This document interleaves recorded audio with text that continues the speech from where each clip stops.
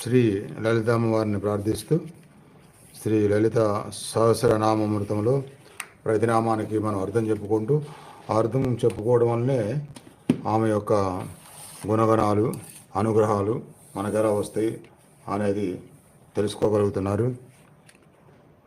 రాత్రి వరకు 30వ నామస్వరం వరకు అయింది అర్థంతో. ఇప్పుడు 31 నుంచి ఓం కనకాంగద కేయూర కమనీయ భుజాన్వితాయ నమః. స్వర్ణముతో, రత్నములతో, వజ్రములతో, వైడూర్యములతో తయారు చేయబడిన అందమైన భుజకీర్తులను లలిత ధరించినది.